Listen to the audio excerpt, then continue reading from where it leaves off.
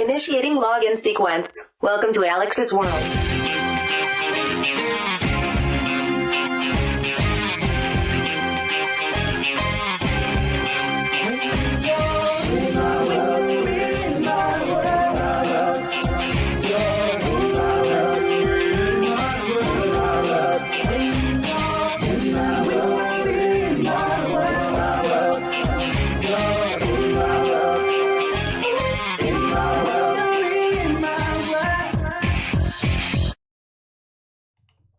Hello all, welcome to Alyx's World, a safe space for wrestling fans like you.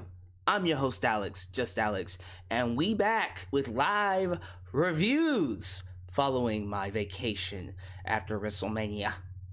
I figured, you know what, let me just go ahead and relax, take a step back from wrestling, not really do live reviews, not really talk about what's happening currently, and just rekindle, refresh, remind myself of why I was a fan in the first place. Because during this time, we hit a low period with wrestling in general. WWE, NXT, AEW.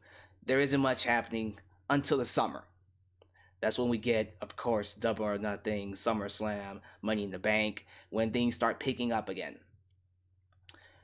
But then I heard of a little show called Blood and Guts coming up, and I thought, oh, okay, well that should be interesting. I think I'll do a live review of it. So, got home, watched it. Well, I'll say this. I can just tell. I haven't been watching Raw or SmackDown or NXT. I can still tell this was the best show of the week based off of your reactions on Twitter, people's reactions to Raw, SmackDown, and even a little bit of NXT. So I'll keep that in mind when I give my overall thoughts, because I have to remember a lot of you are still watching Raw, and I think because you watch crap 3 hours each week, anything that's good will be perceived as something golden. So I want you to know, I'm coming from a perspective of someone who has not been watching a lot of WWE. And I have to be honest and transparent. We'll get to that in just a second. We gotta pay some bills. If this is the first time you're watching me and you want more, do me a solid favor. Like the video, subscribe, and click that bell to catch all my content when it comes out. While you're at it, help expand the brand by doing the following things. Like me on Facebook. Follow me on Twitter at JustAlyxCentral. Also give me a follow on Instagram. Donate using PayPal, Patreon, Super Chats. I don't know what's been going on with Super Chats as of lately, but right now they are not working. I don't know what the deal is, so you can donate using Super Chat, but it will not be played live on the air because it's broken for some reason. I'll get it fixed. I'll get Streamlabs to look into it, but that is really, really annoying. But yeah, thank you to all the ones who will be donating, and those of you who will be joining me for the live stream. Also email me at justalyxsworld@gmail.com for business inquiries, just to say hi. Buy yourself a t-shirt today at Pro Wrestling Tees. Get you an old school Deluxe Man t-shirt. Get you a new school Alyx's World t-shirt. But don't forget to get you a blonde hair, blue eyes, apple pie, America t-shirt made by It's J Knox and Fire Star Heart. Before we get started, let's go ahead and get a word from our sponsor. Today's video is sponsored by Amazon Music Unlimited, featuring 70 million songs and thousands of expert playlists. With Amazon Music Unlimited, you can listen to any song, anytime, anywhere, on all your devices. Smartphone, tablet, PC, Fire TV, and even Amazon Echo. Today, if you sign up using the link getamazonmusic.com, just Alyx, you'll get a 90-day free trial that you can cancel at any time. Following that, you'll be paying a small $7.99 that includes no ads and no interruptions. Take advantage of this opportunity today using getamazonmusic.com, just Alyx, in the description below. All right, let's give a couple of shout outs here for the people here in the live chat. First off, I have to thank my moderators, Elias Ademi, Ultra Shadow 97, Firestar Heart, and Godzilla Hawk for helping keep this a safe space for wrestling fans. So be sure you show them some love. Also, quick shout out to Blog Talk Radio. I was on Blog Talk Radio's Wrestle Talk yesterday. Did an awesome interview with them. I was very pleased to discuss wrestling with other people around the world. I'm always pleased to do that. And I want to thank Richard Atkinson for apparently getting me that interview. The only reason he knew about me or heard about me was because of Richard. So Richard, my man, thank you so much. Thanks for expanding the brand. So hopefully things will pick up here in a second. Jericho Green with the $4.99. My man getting that Amazon money now. I appreciate it, man. I appreciate it. Thank you for the donation. Again, the super chat is not working right now, so hopefully things will actually fix itself in a day or two. But I don't know what the deal is. That is really. Oh, now you want to work? Okay. I guess. My man getting that Amazon money now. I'm so happy for you, bro. Thank you. Swerve! It's not working. What I do is a super chat test before the stream starts, and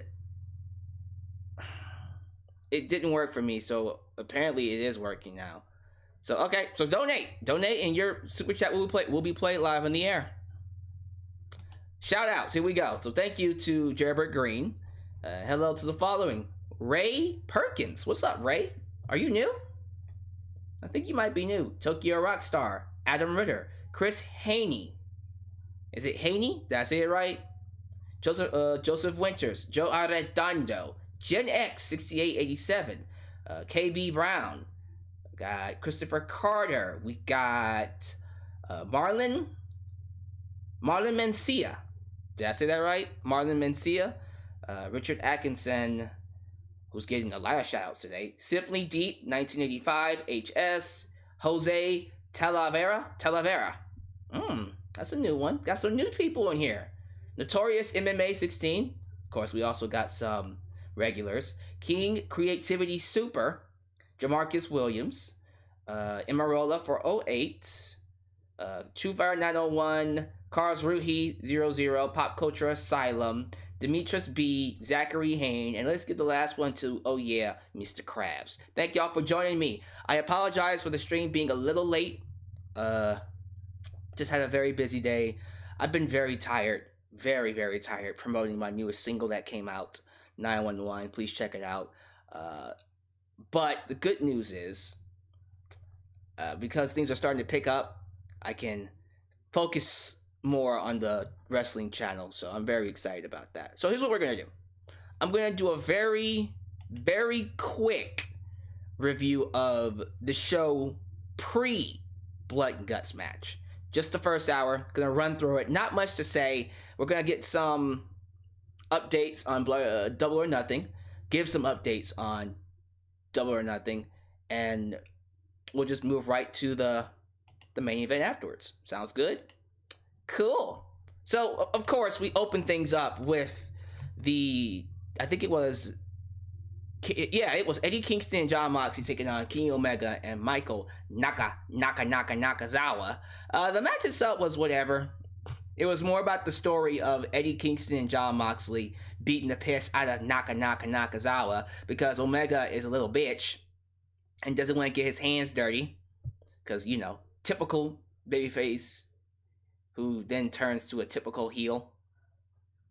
It's just like, okay, yeah, of course, he's scared, he's gonna run away, because that's what he's supposed to do. I don't know how I feel about that. I'm not saying Omega's not I'm not even saying he's a bad heel.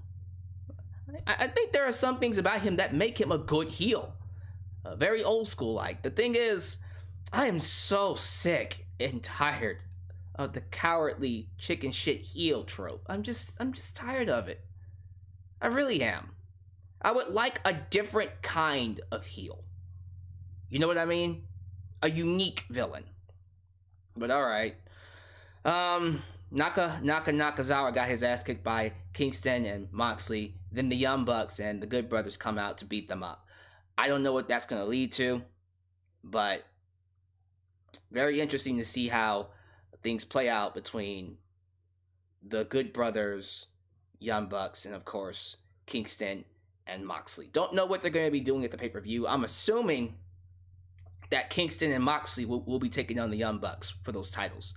It just seems to be the natural way of going about things. But we'll see.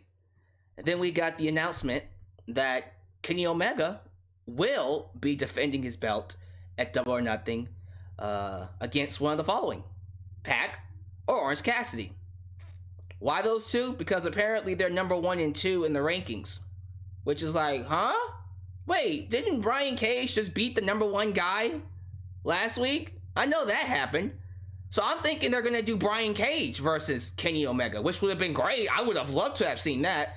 No, we're doing Pac and Orange Cassidy. I'm just like, where did they... where did this come from? But then I remember, oh yeah, ranking system. They won matches on Dark and Elevation. So next week they will compete to see who fights Omega. Well, Omega came out and did a promo where he basically told the world that Orange Cassidy is a joke. Orange Cassidy will never beat him. Orange Cassidy is not on his level. So I'm assuming this means Orange Cassidy will beat Pac next week.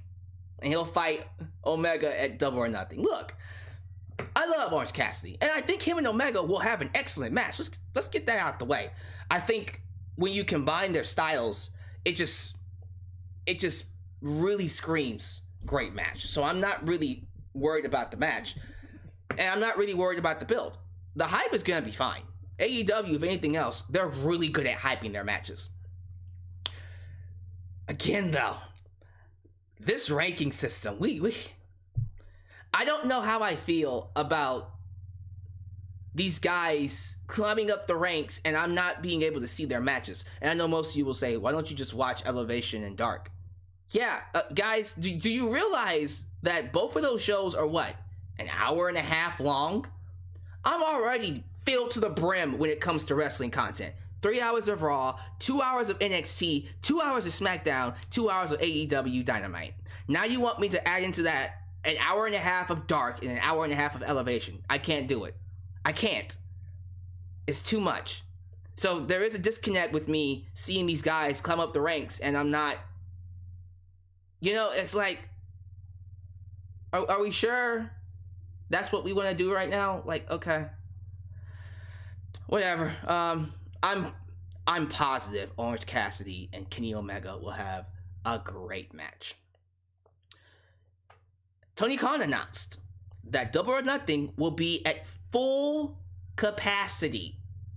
Full capacity on May 30th. So, if I'm not mistaken, Daily's Place holds about 5,500. So, they're going to have a full crowd for a pay-per-view. Well, I'm assuming they'll have to be vaccinated. They're going to have to prove that they get vaccinated. But for real, though, that's pretty dope. It's all around the world, just la la la la. And everybody's singing.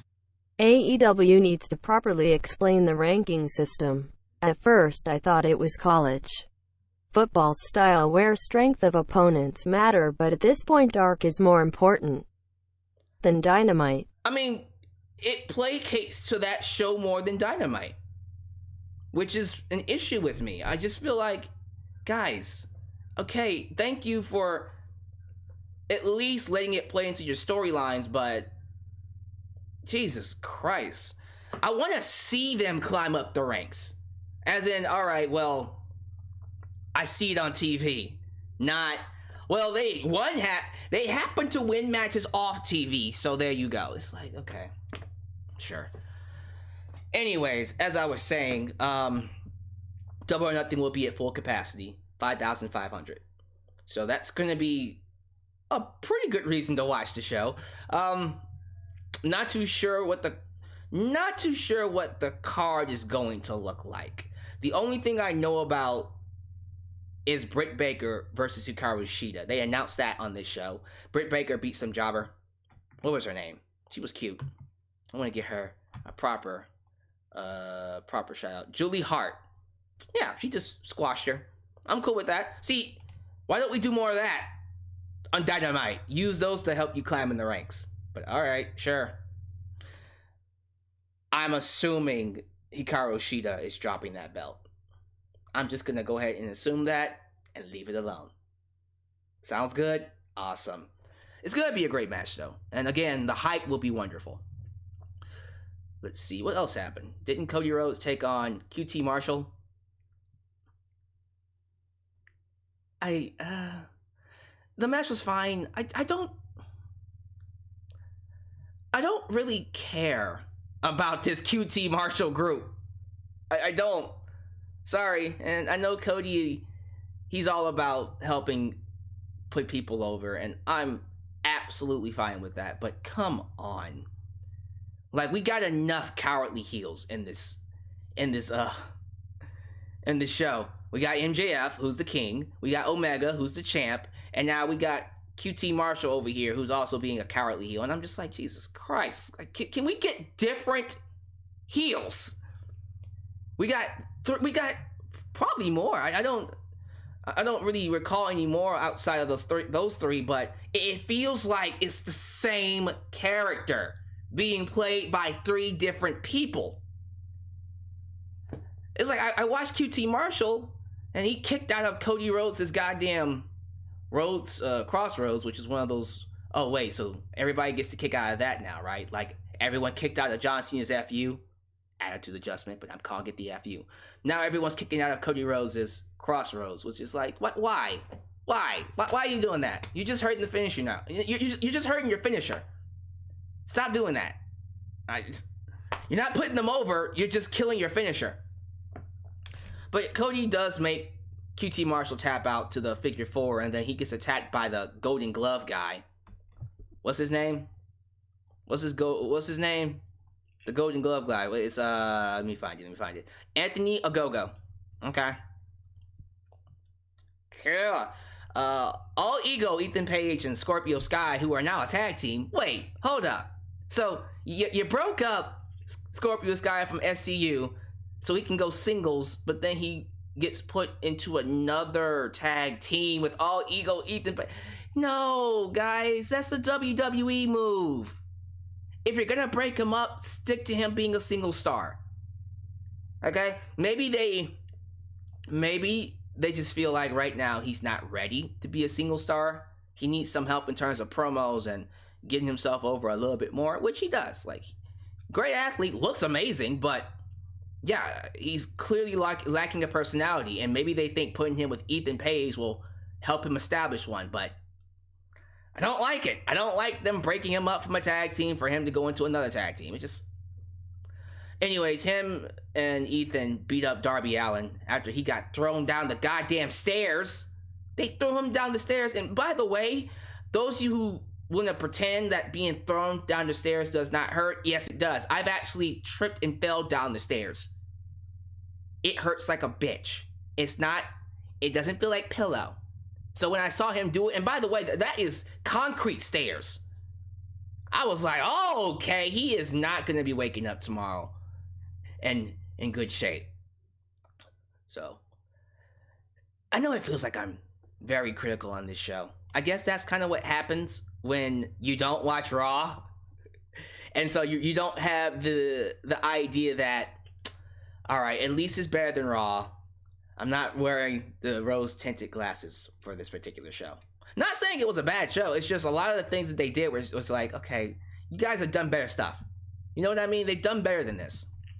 They had a fatal 4-way tag match to determine who fights the Young Bucks next week, and SCU won that. And the SCU storyline I'm actually invested in. I'm liking what they're doing with Daniels and Kazarian.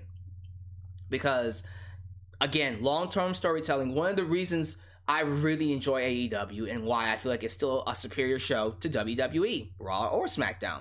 They actually take the time, plant the seeds, and let those seeds grow into something big. So SCU was the logical choice.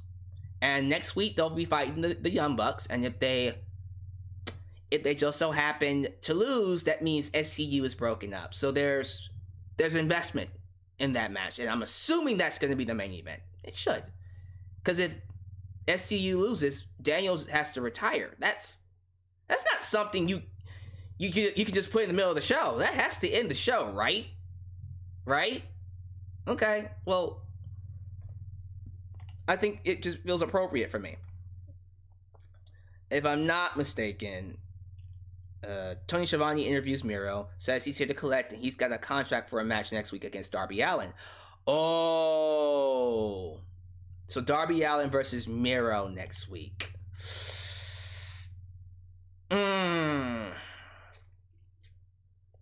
think Darby's losing the belt, actually. I think he might be losing that belt. Especially since Ego Adam... Did I almost say Ego Adam Page? What the hell? Ego Ethan Page. It's too many pages. It's only two.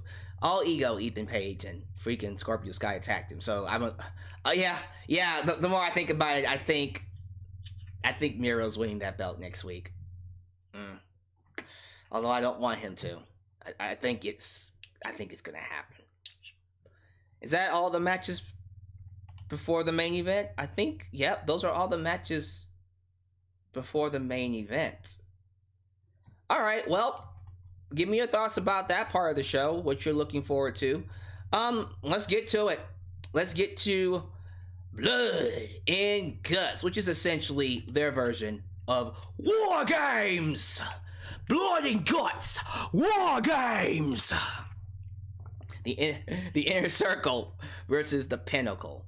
Pinnacle consisting of MJF, Wardlow, FTR, and if I'm not mistaken, I was gonna say Perfect 10, although he's still Perfect 10, but it's Sean Spears, Mr. Sean Spears, taking on Inner Circle, of course, that being Chris Jericho, Sammy Guevara, Santana Ortiz, and Jake Hager. So, for this portion of the match, and this should be said, this portion of the match actually had a live crowd. Now, Omega and Orange Cassidy also had a live crowd. But the first half of the show was taped. And you can tell it was taped. It just felt taped, if anything else. But this one was live. And the crowd was loud. I think they were at 50% capacity. Well, it clearly sounded like it, because that crowd was so happy to be there. They were booing the heels, cheering the baby faces, and it brought a great atmosphere to a match that had a ton of hype. Let's keep this in mind. This was supposed to be the Inner Circle versus the Elite last year. And that would have been a killer match. But pandemic happened, and they pushed it off, Chris Jericho turns babyface, so now it's the Pinnacle versus the Inner Circle. Although I have to wonder, just imagine Cody, Hangman, Omega, and the Young Bucks versus the Inner Circle.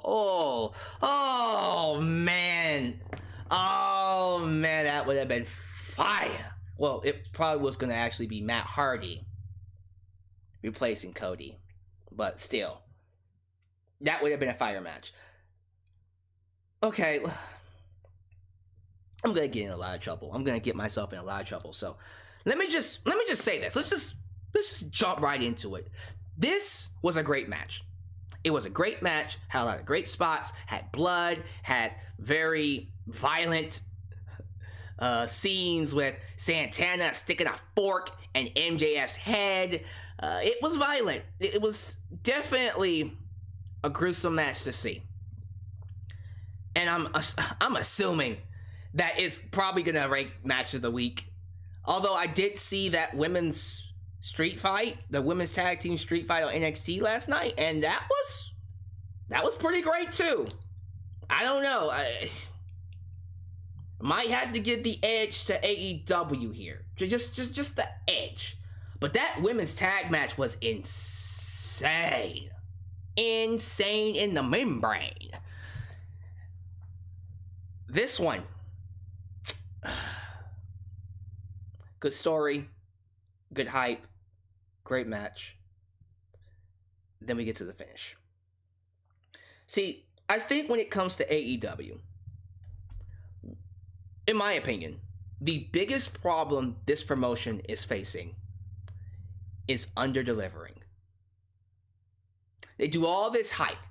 They do a great job getting us excited, telling us that we're going to get one of the best matches we'll see in a long time. Great storytelling, great promos, great video packages, putting the right people in the right positions, doing everything you're supposed to do to tell an excellent story. Then the execution flops. We've seen it with Omega and Moxley at Revolution. The barbed wire, exploding barbed wire match. You're thinking, oh, this is going to be an awesome match. And the match was awesome, and then the ending was a disaster. Now, they did a very good job, of course, playing it into their stories, because that's what AEW is good at. Storytelling. Give them crap for a lot of things, production and whatever. But in terms of storytelling, making a cohesive story that leads to something that gets you invested, AEW is great at that. Really good at that. But it also can be to their detriment, because then you have endings like what we got here. So they have these guys tear each other apart. There's blood. There's all this violence. We have MJF, who's already busted open, get on top of the cage with Chris Jericho. And MJF busts him open with the Dynamite ring. And then he looks to the outside. He's on top of the cage now. He looks to the outside of the cage and he's like, I'm going to toss him off the cage. I'm going to toss his ass off the cage. And you're like, oh crap. Oh man, this is going to get insane now. Now we're about to do it. So he's getting ready to toss Chris Jericho off the cage. And he's all like, you better surrender or I'm going to toss him off the cage. You better surrender. And I'm thinking to myself, they're going to be like, no, Chris, we're sorry. We can't do anything, because everybody's getting their asses kicked, right? We can't save him. No. And then he tosses Chris Jericho off the cage. That's not what we got. Instead, we give up. We surrender. And I'm just like, oh. Story-wise, it makes sense. Story-wise, I understand why they would give up. And on paper, yeah, like on paper, I suppose it would be a good ending. But really? That's how you're gonna end the match? Like, just because it makes sense doesn't mean that it's gonna go over well. I don't know how I feel about that, because even the crowd was booing. Like, they were supposed to boo. I get that, but like, I don't think that was the kind of, oh, screw you, MJF. I think that was more the, really, y'all? Again, it's just like, that's your ending? You do all this stuff, and they're just, oh, we're gonna toss him off the cage. And then by that point, after they surrender, I'm just like, well, clearly that's a padded floor and there's a crash pad under it. Now you taking me out of it. See, because you took me out of the story, now I'm noticing, all right, well, that's clearly a crash pad. Because imagine this. Let me just follow me here. Imagine if this was an actual War Games match where you can pin them or make them submit, right?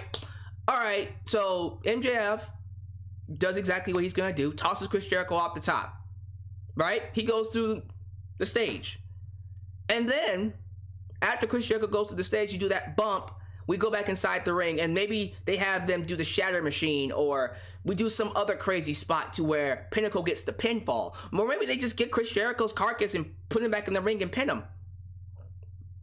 Maybe MJF, well, it's not false count anywhere, so he would have to pin him in the ring.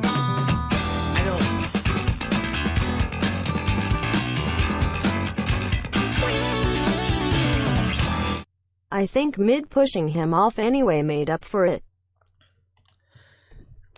Did it? Okay, and this is the part where I get in trouble, because on paper, yeah, again, it really does play into the story.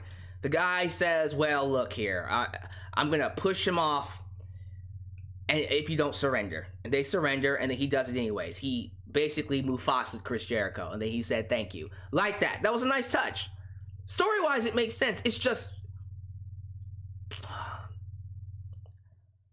when I think about the War Games matches I've seen before, and I've seen a lot of them, I've seen Tommaso Ciampa do an air raid crash off the top of the cage through a table on Adam Cole that looked like it should have killed him. I've seen Ricochet do a double rotation moonsault off the top of one cell. I've seen all this other stuff, and then we get that ending, and I'm just like, and I've seen all the other War Games matches too, where I'm just like, that, I don't know how I feel about it. It's just, I feel like they could have done something more creative. You know? That's just me. Now, I'm almost certain a lot of you will disagree with that, and that's absolutely okay. You can love this match. You can think it was awesome, one of the best matches you've seen. I think personally that comes from y'all watching Raw and watching this match and going, well, at least it's not Raw. And that's true. A lot of the times people love AEW because Raw is garbage. And compared to Raw, it might as well have been a freaking classic, because I know Raw is terrible. And I've been keeping up with Raw, and I know the show is just garbage. But for real, like, I don't know how I feel about that ending. It just felt kind of flat. Surrender, toss them all. No! Then they surrender, and then he does it anyways. Again, on paper, it's like, all right, well, it's a good story. And that's why I'm not going to completely crap on the match. I think the match overall is still a great match. Please understand that. Still a great match overall. But, that ending. Yeah, and I think when it's all said and done, this Dynamite, this entire episode of Dynamite, I'll say it was good. It was good. Wasn't great, wasn't amazing, but it was good. Nothing really terrible took place. There are certain things of characters and the way they're booking the heels that I have issues with. I don't like the fact that Omega, QT Marshall, and MJF are basically playing the same goddamn character. We gotta mix it up somehow. We gotta mix it up. Because they're all the same type of heel. Can we get a different heel? Like, MJF should be the cowardly chicken shit heel. He does that perfectly. I don't like seeing QT Marshall do it, and I don't want to see Omega do it. Omega shouldn't be doing that. Omega's way too goddamn good to be a cowardly chicken shit heel. Alright? He should be the heel that doesn't need to cheat, but he does it anyways. You know what I mean? Don't make Omega a cowardly chicken shit heel. That doesn't work for him. And QT Marshall, I'm just not really caring all that much about. But man, everything else is fine. Britt Baker squashing people, cool. Getting a title match, awesome. Moxley, Eddie Kingston, cool. Apparently Moxley's fighting a New Japan Pro Wrestler. Next week for the US, the New Japan Pro Wrestling IWGP US Championship. That's a mouthful. The IWGP US Championship. Let me look it up. Who exactly is he fighting? I think it's Nagata. Is it Nagata? It actually might be Nagata. I just want to be sure. Yeah,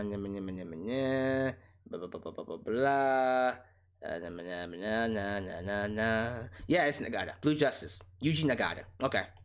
Alright. Well, that should be interesting. So, yeah, based off of that ending, we're definitely not done with the Pinnacle and the Inner Circle. We're gonna get more out of them. Although this should have, maybe that's another issue I didn't like about it. It clearly wasn't the end of the feud. And I feel like it should have been. You know? Like, this is a big time match. Blood and Guts. It's like Hell in a Cell. You end the feud with this type of stuff. And it's a continuing program. All right. Hopefully, again, storytelling should be great going forward, so hopefully they can make up for this being a pretty flat ending. What should have been an outstanding, fantastic match was just, it was great with a very flat ending. Overall, good show from AEW. Not one of their greatest shows, but still, still a very entertaining show to sit through. Let's see how well it does in the ratings. I'm very curious to know how well this show does in ratings. I heard NXT didn't do so well last night. Actually, the show's ratings haven't been all that great, really. Because you would think with NXT, and actually, let me go ahead and just go to the live chat here, because this is post-show anyways. When you think about NXT getting its own night, you're thinking, all right, well, they should easily be able to do 1 million. No, NXT is actually doing the same numbers they were doing with AEW. Maybe just a few more thousand. I don't like that. And I think it's because overall the show has no buzz. They're having great matches. They really are. And yes, I did see the ending with Karrion Kross. Of course, they're booking Karrion Kross like Goldberg, as they should be. And don't spam, Mr. Gamer. You don't have to keep asking the same question 10,000 times. I saw it the first time. Okay? Moderators, if you see anybody spamming, please be sure you take care of that. Yeah. I just feel like NXT has no buzz. AEW is at the very least able to take care of their talent and get people invested. Remember the time 92. Omega should be the heel egomaniac. Yeah, egomaniac champion. That's what he should be. A narcissistic champ. MJF as the pussy ass heel. Yeah, MJF should be the chicken shit heel. He's great at that. Okay, let him do that. Don't let Omega do the whole no, ah! Yeah, that's not him. NXT's Swerve, you mean Isaiah Swerve Scott, has a stable now. I saw that. Why did he need a group to beat Leon Ruff? I don't like that. Like, again, when you look at NXT's booking, I think the biggest issue, believe it or not, with NXT is the booking. I think the talents and the wrestling is really good, but the booking of NXT is very questionable. You know what I mean? It's just there's a lot of things about that show that's just like, this feels like main roster BS. And it really does come across that way, which is why it's not doing so well in the ratings. Sorry. I'm just not feeling it.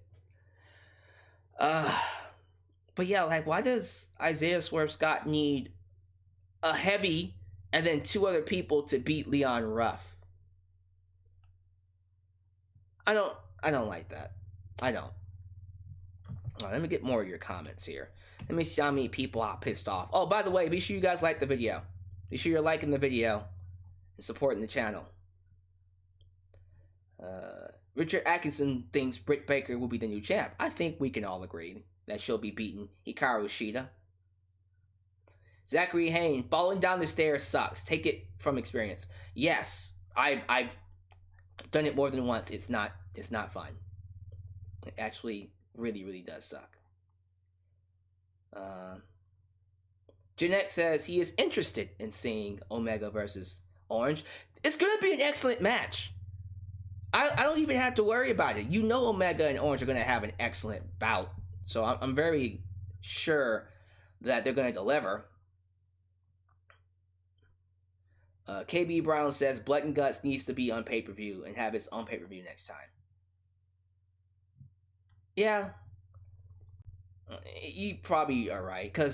And Richard Atkinson said this. I think one of the main reasons I didn't like it was because of the commercial breaks. Yeah. When you have a match like that, the commercial breaks don't help. They really don't. It doesn't need to have commercial breaks, in my opinion. Let's see here. The Dark Side of the Ring comment from Max Caster was a bit uncalled for. Yeah, you know what? I thought it was fine. I kind of liked the jab that he gave to the Varsity Blondes. And I'm actually growing on the Acclaim. Their raps are getting less cringy. and it's becoming a lot more creative actually. So, but yeah, that one was like, ooh, yikes, man, damn. I liked it though. Let's see here. Jericho is 50 plus. The man jumping off a cell is enough for me. Okay, so it's just one of those things where it's like, look, I'm just happy that Jericho is still taking bumps at his age. Again, that's that whole, well, you don't see a lot of people in WWE do this, so... Christopher Carter, he says, the ending sucked, but this was a good show. Yeah, it was still a good show. I enjoyed myself. That ending was like, yeah.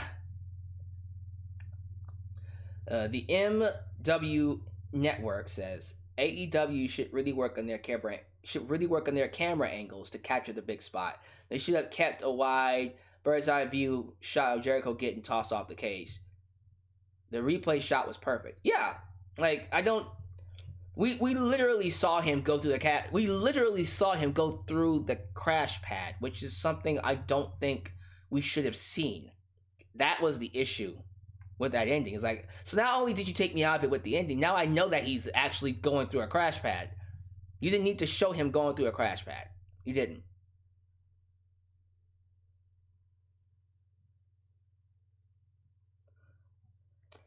I don't know why you're asking me this, Simply D, but let me see. I know this isn't wrestling related, but how would you handle this embarrassing scenario? Okay. Somebody walks in on you with a lucky lady at the wrong time at some secluded area. I would let him know what you see is what you get, because you shouldn't be walking in on a secluded area with me. Like, when I think about a secluded area, I think like a hotel room or a dark alley or some place where nobody should fucking be. So if that was to actually happen, I'd be like, you was looking for this. Do you still do a video request, Alyx? Yes, Jericho Green. You can do a video request through, what is it called? YouTube membership? YouTube membership. So right there below is a join button. You click the join button, and then you donate World Championship tier, and then you can literally request a video a month, once a month. So if that's something you want to do, go ahead, man. Donate using the YouTube membership. Let's see here. Why talk about Hart in AEW? Hart? Don't know who he's talking about. Malik Murray. Let's see here. Malik Murray, do you think that Cody taking a break and coming back next year?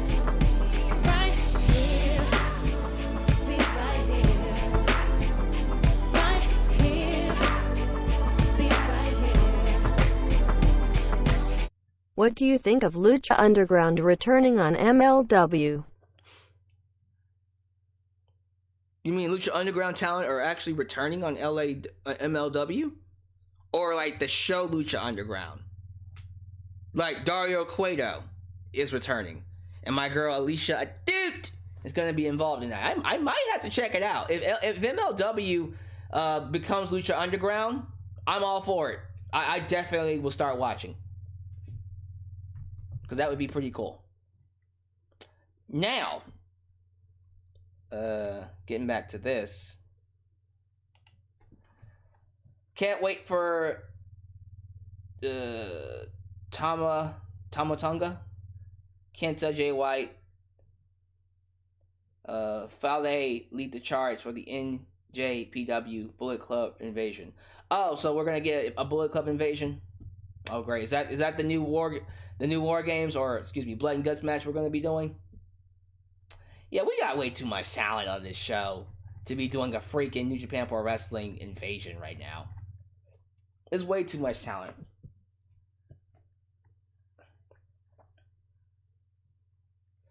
KB Brown, I honestly enjoyed the War Games match except for all the commercials. Yeah, that's just it. When it's on shows like this, or on weekly spots like that, it's gonna get commercials, and I personally didn't like it either. I'm right there with you, buddy. Miro is the biggest heel in Monster, so yeah, I agree. I think Miro's going to beat Darby next week. I think he should. Maybe we can do Darby and Miro for the championship at the pay-per-view, but no, there's no way in hell Darby's going to beat Miro, especially after he got attacked.